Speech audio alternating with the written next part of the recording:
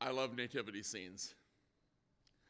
I'm glad that some people are still directed to the birth of Jesus as the reason for our celebration by those nostalgic scenes. And yet, I realize that much of what is depicted in those scenes is wrong. The wise men, or magi, did not appear at the stable where Jesus was born. They did not welcome the newborn baby. They came as late as 2 years later, while Joseph and Mary were living in a rented house there in Bethlehem. Mary and Joseph were not the nicely dressed couple that you see, dressed in fresh, clean linen garments. There was no warm light bathing the scene. In fact, the date which we celebrate Christmas is wrong. The shepherds would not have been out in the fields keeping watch over their flocks at night in late December. The date of Jesus' birth is much more likely to be sometime in early spring. Even the year that we acknowledge as his birth, the year which our calendars are based upon, is not the year that Jesus was born. He was not born in 1 AD. More likely, about 4 BC was the date of his birth. If we were privileged to see the events of Jesus coming into this world, it would probably look a whole lot less cozy than those manger scenes. It had been a brutal journey for a young woman in the last stage of her pregnancy.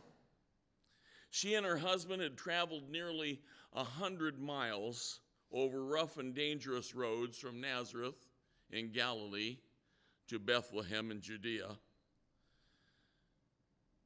to her husband's ancestral home where the census required that they should come to be counted. There were times when she was so sore and weary on that road that tears came easily. There were rude meals made with the few provisions they were able to bring with them along the roads. There were nights that seemed too long, with little rest on the ground, being exposed to whatever temperatures and weather conditions that they encountered on the way. There was danger from the bands of thieves along the road, though they had little to offer to anybody that would accost them. But they made that long, hard journey. And eventually they made it to Bethlehem. They were dirty and exhausted as they made their way to a small inn that a little town like Bethlehem would have to offer. But even there, they had no opportunity for shelter. The town was crowded with all the descendants of David's line coming down on this place for the same purpose of being counted in the census. Mary might well have begun her labor.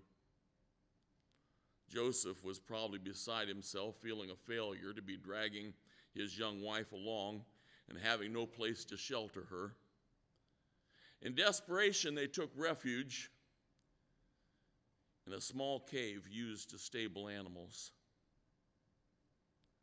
I imagine the scene in that rude shelter as Mary's contractions became painful and she, a young virgin, was made to strain and plead and cry in the long delivery, no midwife to assist her there, surrounded by animal filth. But her ordeal came to a happier conclusion. The baby was born. He was rubbed down with rags. He was wrapped with cloths. He was put into the animal feeding trough used as a makeshift crib. The Son of God emerged in the form of a tiny helpless human baby in the midst of filth and poverty.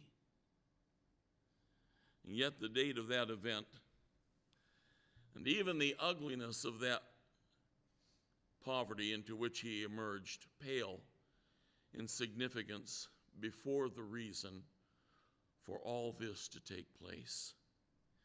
God had made his home with man. And that indescribable act of his love would make everything different forever.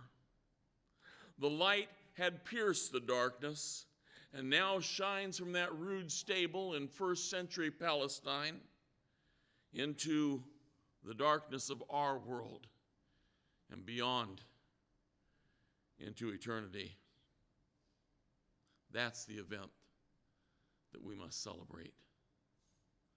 That's the purpose of our gathering together here tonight, and that's the purpose of what we're doing tomorrow, whether we're in our family units or surrounded by friends. It's about Jesus' birth.